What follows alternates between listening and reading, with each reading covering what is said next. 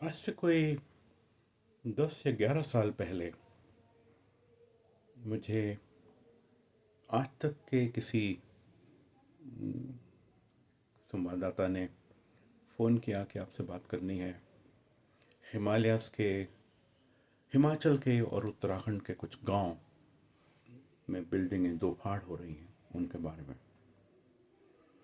तो मुझे याद है उनका ऑफिस कहीं मध्य मार्ग पे था और सड़क पे ही बिल्कुल मध्य मार्ग पे फुटपाथ पे खड़े होके हमने ये बातचीत की थी और वो बाद में कई बार रिपीट हुई। मैंने तब इतनी बात कही थी कि गिरते पहाड़ को कोई रोक नहीं सकता। हमें उस गिरते हुए को गिरा के उसको एक बार ठीक ठाक से करके आगे चलना चाहिए।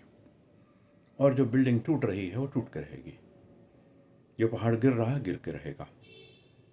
हिमालय का मामला है, नवीनतम, बहुत ही एक्टिव और इनर्जेटिक माउंटेन चेन है जिसमें बहुत एनर्जी अभी रिलीज होनी बाकी है। बहुत सी स्ट्रेसेस हैं जिनका निपटारा भी होना है।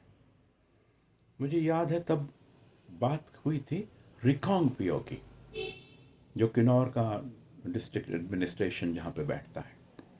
मैं रिकांग पियो गया हुआ था। मुझे ध्यान था कि कुछ ग्लेशियल मोरेन्स, आजकल इसका बहुत जिक्र हो रहा है, जो पुराने ग्लेशियर का एक मलबा ग्लोबल वार्मिंग के बाद में ढह जाता है, बैठ जाता है, थोड़ा उसको सेटल होने में भी टाइम लगा होता है। लैंडस्लाइड होते हैं या ये होता है, यहीं पे ये प्रॉब्लम होती है। पर कभी कभी हमने फील्ड वर्क करते हुए हाई अल्टीट्यूड में देखा है कि रिवर टेरेस है और वो भी दो फाड़ हो गया ऐसे। और वो कई बार तो इतना ज़्यादा होता है कि जियोलॉजिस्ट उसको फांद के दूसरी तरफ नहीं जा सकता, उसको थोड़ा ऊपर जाके जहाँ पे वो क्रैक जो है नैरो हो जाएगा थोड़ा सा, उधर को जाके उसको क्रॉस करना होता है। अब जोशीमठ की बात हो रही है तो मेरे को बार बार ध्यान आता है कि ये कोई नई डेवलपमेंट तो है नहीं, ये तो बहुत पहले से हो रहा है। तो क्या हम अभी जाग गए हैं इस मुसीबत के प्रति? क्या हम चेतन हो गए हैं? क्या हम अब साइंटिफिक टेम्पर से, साइंटिफिक अप्रोच से काम ले रहे हैं?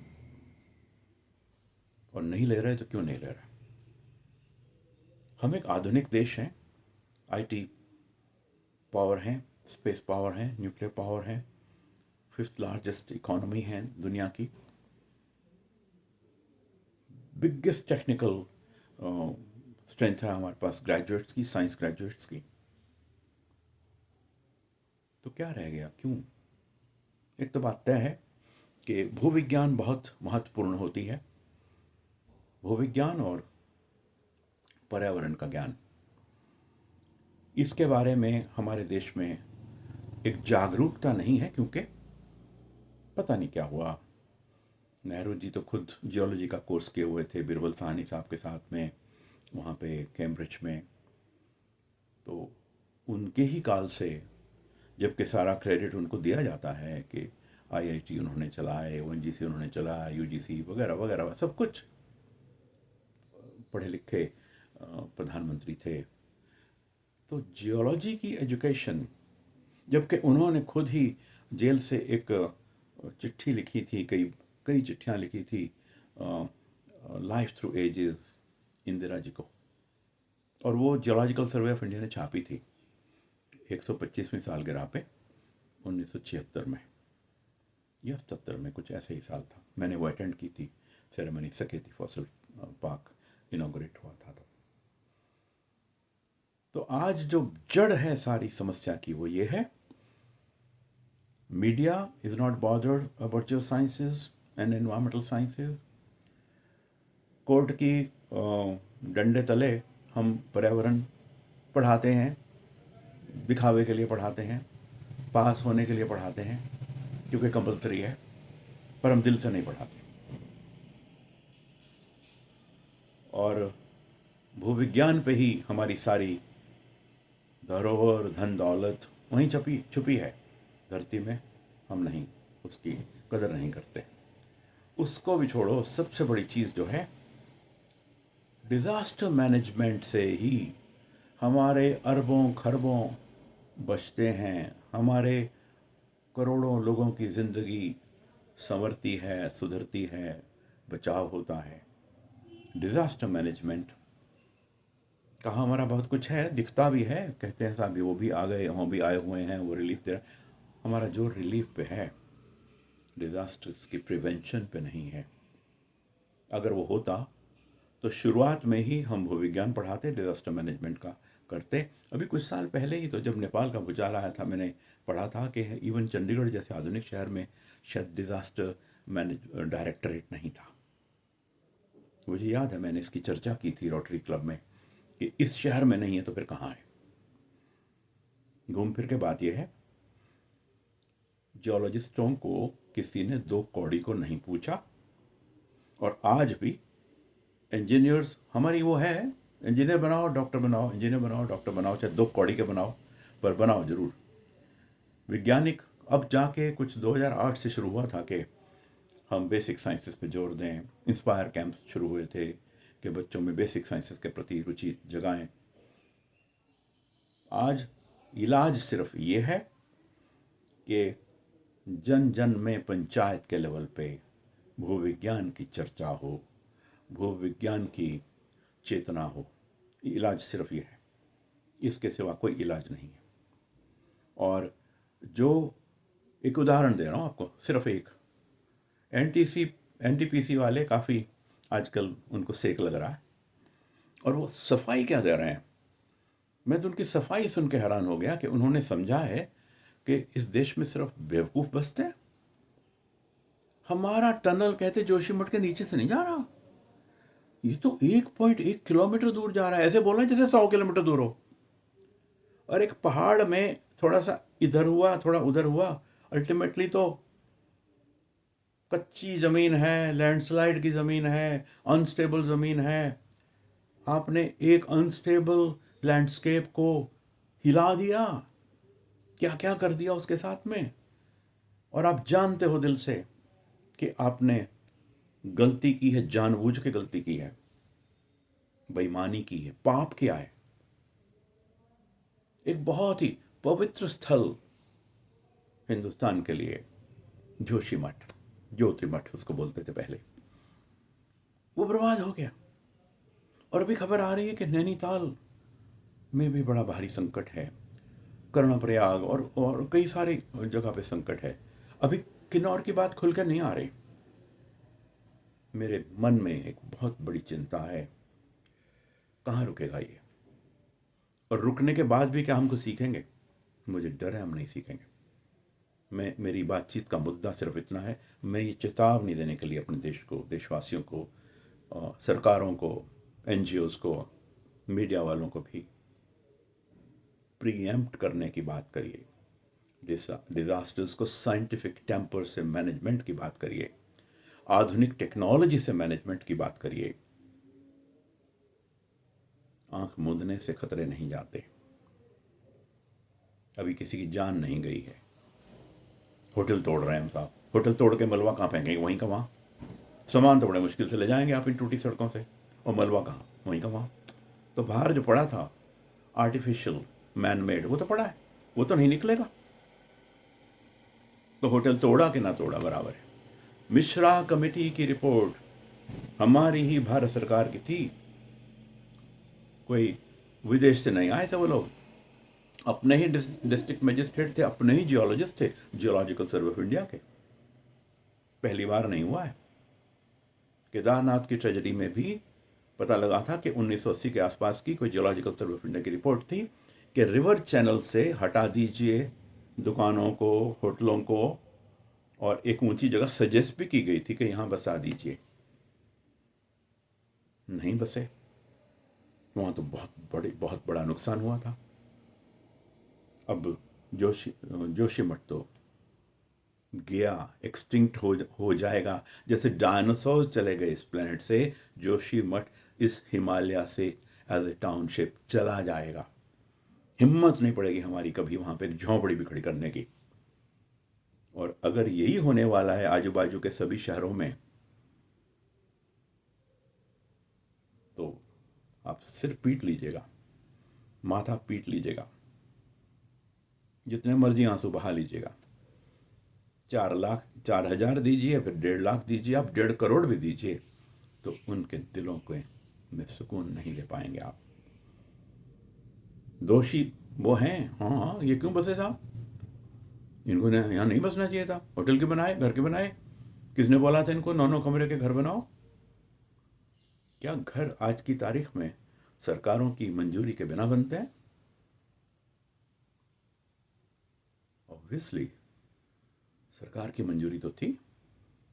मैं ये नहीं कह रहा मिली भगत थी, हो सकता हो भी, भगवान जाने, होती है अक्सर अपने देश में, उसके बिना तो कुछ बनता नहीं है।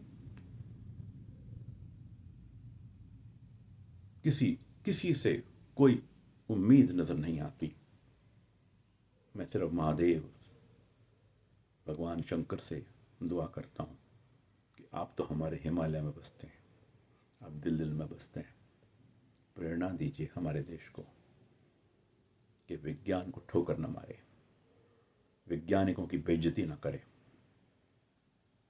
विज्ञान ही जीवन का आधार है। बचाइए, हमारे गांवों को बचाइए, शहरों को बचाइए, हिमालय को बचाइए। हमें 2 3 साल हो गए माथा पीटते कि भैया सड़कों का चौड़ीकरण एक पागलपन की लिमिट तक ना ले जाइए, इतना सा करिए जितनी ज़रूरत है। हमारी सबसे बड़ी ज़रूरत जो है हमारे जवानों की ज़रूरत है, बस उसके आगे कुछ ना करिए। पहले भी हमारे जवानों वाली सड़कों पे ही हम लोग आते जाते रहे हैं, हम पूरे हिमालय में उन्हीं सड़कों पे काम करते रहे। हमारी फौज ने बढ़िया सड़कें बनाई थी। अब क्या हो गया? वैसे हम कहते हैं स्पीड न रखिए, speed kills, speed thrills but speed kills. और वही सरकार जो कहती है स्पीड किल्स तो स्पीड थ्रिल्स, बात करती है दिल्ली से चंडीगढ़ 2.5 घंटे में, देहरादून से बद्रीनाथ हम आपको 1 दिन 2.5 घंटे में ले जाएंगे। हिंदुस्तान की सभ्यता आगे दौड़ पीछे चौड़ की कभी नहीं थी। हिंदुस्तान के सभी तीर्थ यात्री तपस्या करते थे, जब तीर्थ पे जाते थे एक श्रद्धा लेके जाते थे, दिल के चैन के लिए जाते थे, पिकनिक पे नहीं जाते थे। मैं 1974 में मसूरी एकेडमी में था, IAS एकेडमी में, for foundational course of administration. हम जोशी मठ गए थे, ट्रेनिंग का पार्ट था एडमिनिस्ट्रेटर्स की एक ट्रैक 2 हफ्ते का। ये एक तपस्या की भावना दिल में उतर जाए सभी एडमिनिस्ट्रेटर्स के, पहाड़ की इज्जत और ट्रैकिंग से जो एक कैरेक्टर बिल्डिंग होती है, जो ज्ञान बढ़ता है, जो सब्र की एक वो आती है, शिक्षा आती है, वो सिखाने का। आज हम क्या सिखा रहे हैं? दौड़ के चले जाओ जोशी मठ से आप उधर में। मैं हाथ जोड़ता हूँ सबसे, भगवान के वास्ते हेमकुंड साहब को बख्श देना, वैली ऑफ फ्लावर्स को बख्श देना। कहीं वहाँ की इकोलॉजी और वह श्रद्धा और वह मज़ा और वह तपस्या का भी भट्टा न बिठा देना। और अगर कहीं आपके मन में हो ऐसे ऊट पटांग ख्याल, तो प्लीज़ छोड़ दीजिए, अभी छोड़ दीजिए, हिमालय को बख्श दीजिए। हम इकलौते हैं दुनिया में, ये रीजन वाले 4 5 देश जिनके पास हिमालय है, किसी कीमत पे नहीं मिलता। एल्प्स देखिए, उन्होंने कहीं पे भी अपने पहाड़ों का ऐसे भट्ठा नहीं बिठाया जो हमने बिठाया। उनके स्टेबल हैं, पुराने पहाड़ हैं, थोड़े से हमसे ज़्यादा स्टेबल हैं, हमारे अनस्टेबल थे। हमने उनको महा अनस्टेबल कर दिया है, महा खतरनाक बना दिया है, रहने वालों की ज़िंदगी नरक बना दी है, उनके घर बर्बाद कर दिए हैं, उनके जिगर के टुकड़े ठंड में आज की तारीख में उनके पास एक वार्म प्लेस नहीं है सोने को, रहने को, रिफ्यूजी बना दिया हमने उनको।